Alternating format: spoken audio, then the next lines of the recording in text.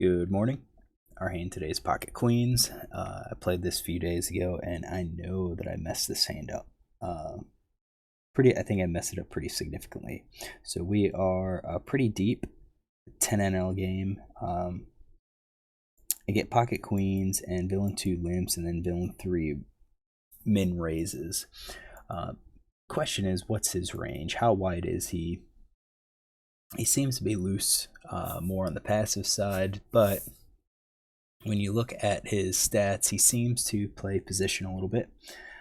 So he's playing more hands as he approaches the button.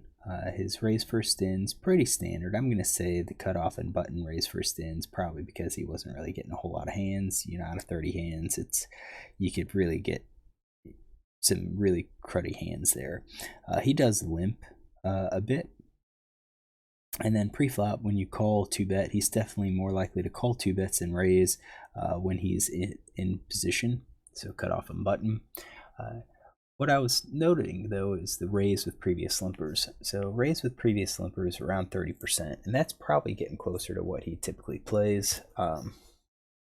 He does limp a little bit. And again, small sample size can really have an effect on these stats. So instead of going with like 30%, I think I'm going to go with like a 24%, 25% range. I think that's probably closer to what his, it's closer. Still probably a little too wide, but it's closer to what I think he's probably playing. So then it's on me, and I have a 3-bet range. So at this point, this is my mid-position 3-bet range. You can see it is pretty tight. I will include the ace-4, ace-5, especially against a player like this who I know is going to be fairly loose, and he has fold 3-bet, so 1 out of 1.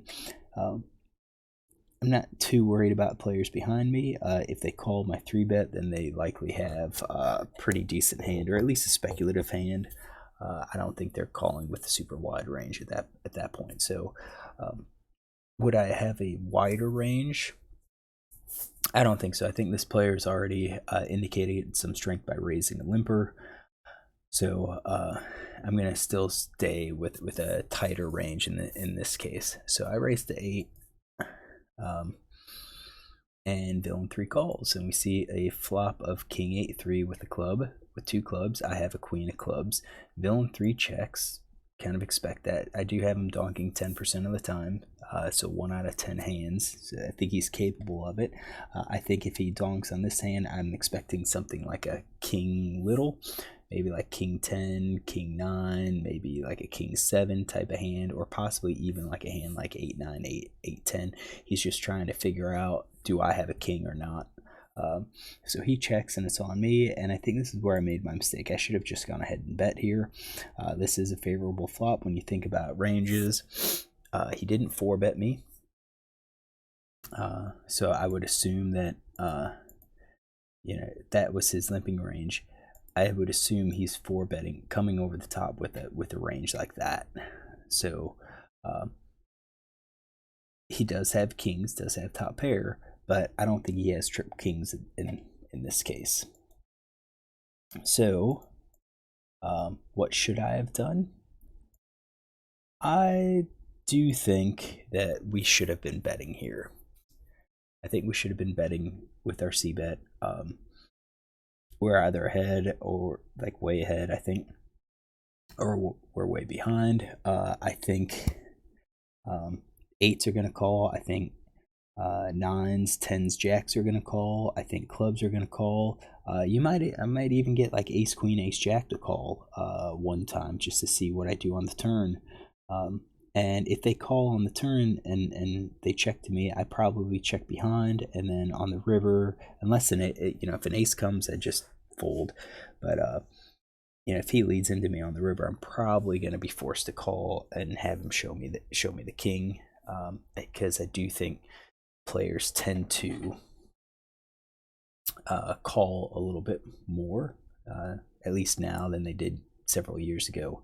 His fold to c-bet out of position is 80%. So when I saw that stat, I'm kind of thinking that my thought was, if I bet, I'm never getting called. So I'm sure in my mind I was probably thinking I'm going to check behind and get some value on the turn. So maybe increase the range of hands that he's going to call with. What ended up happening was that he led and he bet a large size, and that kind of threw me off because oftentimes I don't see this large size. I see, if I check behind, someone's going to bet half pot, and I can raise that or I can call that. Kind of again turn my hand into a bluff catcher when I think the proper play should have been to bet, and I wouldn't have encountered that. So, if I see bet and he calls and then he makes a bet like this, pot size bet on the turn, I'm gonna probably hate it, but I think I'm gonna have to call because I could see like 8-7 making this play or 6-7 making this play. And what did I do? I folded. So what we're gonna do is we're gonna look at this GTO, and we are going to see how bad I really screwed this hand up. So here's our GTO. Villain's supposed to be checking 100% of the time. He's going to have a much wider range than I do. I actually have a pretty narrow range, and of course, I should be betting basically 100% of the time. When I chose not to bet, I think that really hurts. So what we're going to do is, instead of looking, I know I already screwed up. We're going to look at how we should have actually played it out and look at the different scenarios. Because again, I missed the c-bet. I really should never have c-bet. So, and you can see if I check here, and then he's betting, he's going to be betting a small percentage at the time, and you can see like I really don't. My combo is super low percentage, so I think I should have bet half pot bet, and then Villain's going to probably call. If he's playing GTO, he's going to be calling with trip. Or he's going to be raising with trip 8s, trip 5s. He's folding 80% of the time, so I'm not surprised at that, at that play at all. Is that realistic? Probably. I can't imagine he's going to be calling with a bunch of stuff that. I don't think he's going to be calling with a bunch of stuff that I beat necessarily. Now what I do see is that they have him folding some of these king queen hands, and that's because my 3-bet range is pretty tight. Now, is that what players actually do? I don't think so. So let's adjust this. I think they are definitely calling with any king. They are calling with these pocket pairs, with 9s, 10s, jacks.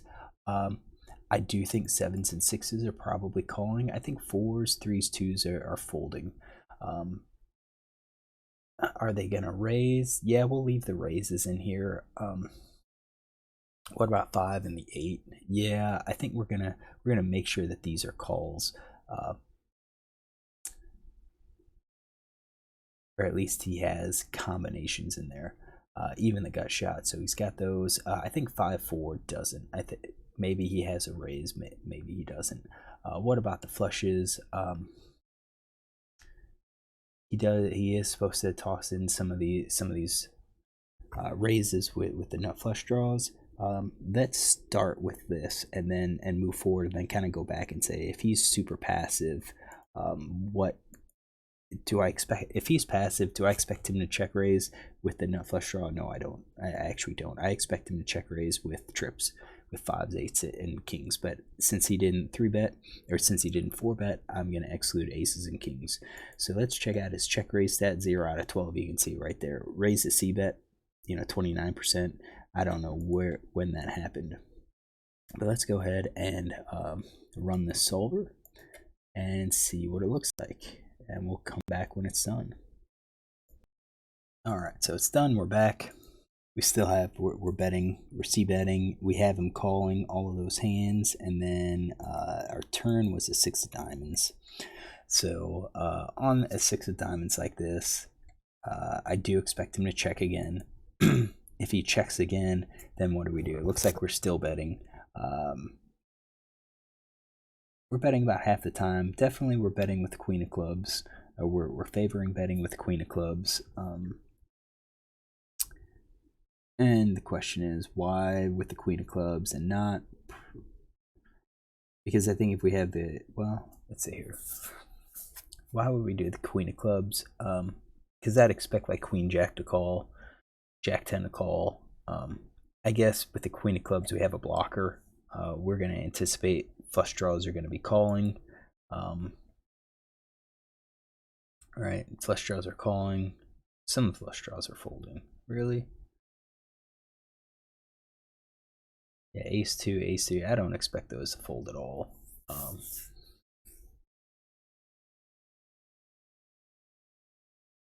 Yeah, I don't expect those flush draws to fold at all, so we're going to have to fix those and then check it.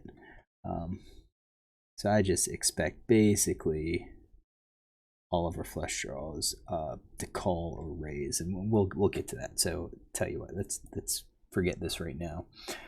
So we bet, and then he calls. If he raises, then it looks like we're folding. If he just calls, then let's say it's a 2 of hearts, he checks again, and we're going to be checking our queens. Highly unlikely now that we're going to be ahead. Actually, we have showdown value. I think if we bet here, none of the misdraws are going to be calling.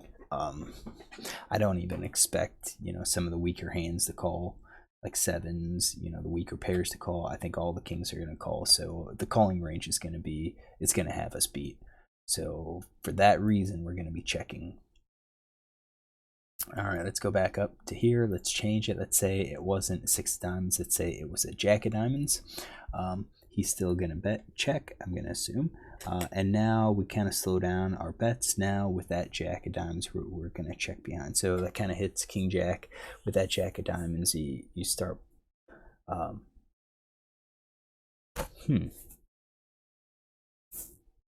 Let's do our check, see what happens after we follow. If we check and then he's going to be betting trip jacks. Yeah, we would just go down, check down. Let's change the suits. Let's say jack of spades. Yeah, we're still betting, or we're still checking. So really it's that, I think we're representing some bluffs with our queens at that point, because we know clubs are going to be calling on a board that doesn't add the draw but adds high cards. I'm going to say we are probably just going to be checking our queens at this point.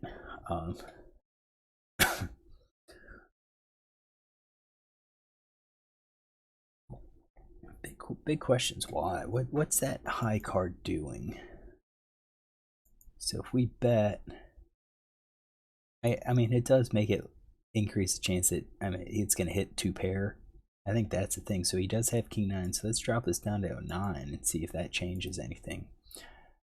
Yeah, now we start betting a little bit. Let's drop it down to an 8 and see if that changes anything. No, so it's, and then a 7. Let's do 7 diamonds.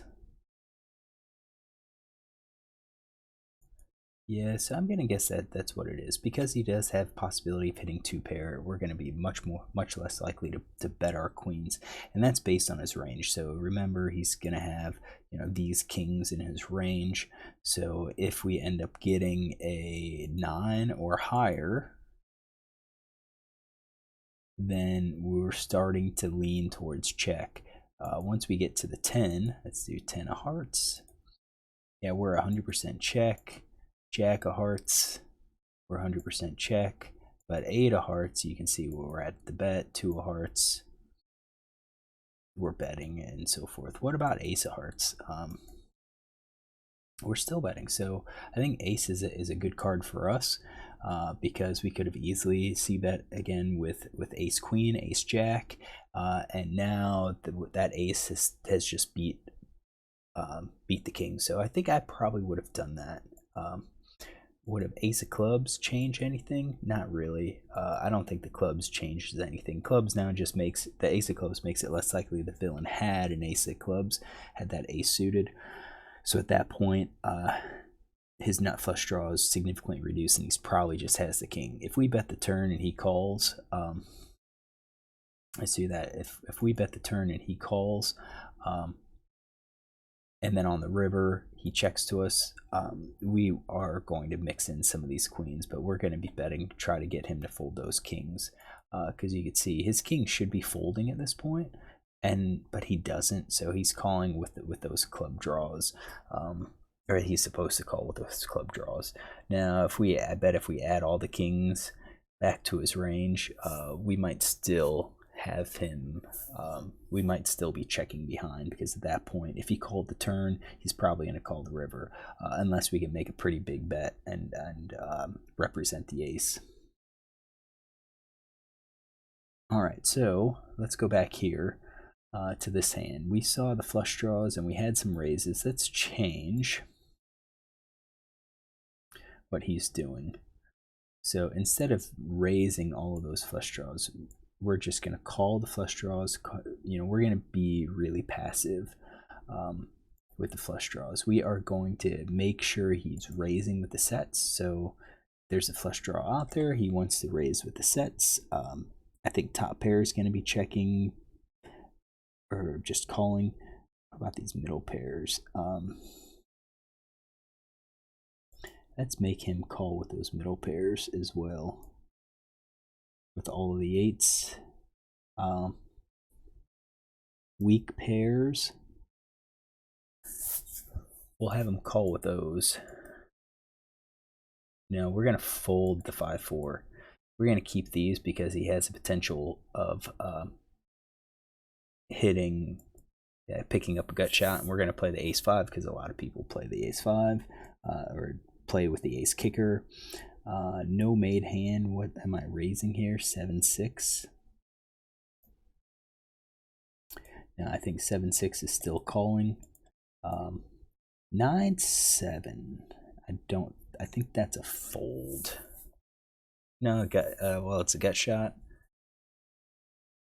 Gut shot. We'll make those as gut shots. And we'll have to go back and fix it. What about all of those hands? I think he's just going to be folding those. So I think the ones that he calls is the flush draws. All right, so we're good on that. And flush draws, we will call with our flush draws. I think that's better. So the only time he's going to raise is with the set, and I think that's pretty typical of a lot of players at these micro stakes. So let's run this.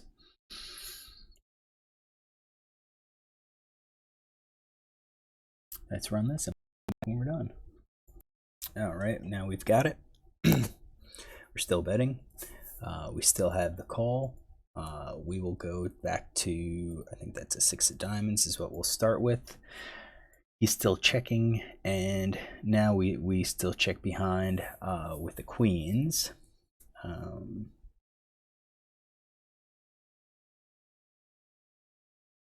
Probably because he has a bunch of kings in his range. Some of these kings here are looking at just protecting our checking range. So if we check, we don't give all kings a chance to bet us relentlessly on the river. So if we bet, what kind of hands is he calling with?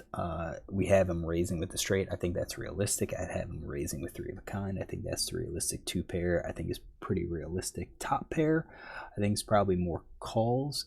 Probably not even any folds. I think he calls all the way with that regard.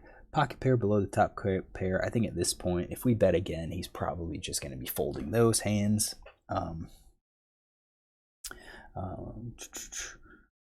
So that I think is notable. We are supposed to check with the queen, so let's say we check and villain bets. We are mostly calling. Let's change this to a 9 of hearts. He bets. We call 10 of hearts. He bets. We mostly call. Jack of hearts, he bets. We, again, 50-50. I think we're playing just kind of bluff catching. He's not supposed to bet here. All right. Apologize for the dog. What if it's an ace? If he leads, we somewhat fold. We're leaning more towards folding, so All right, I think we've kind of looked at this hand. There's a lot more that we could probably look at to investigate how we play it and kind of adjustments. I do think when we bet 100%, we should be betting 100%, and then we base our decision on what happens next. So if you like this hand, make sure you check back tomorrow for another one.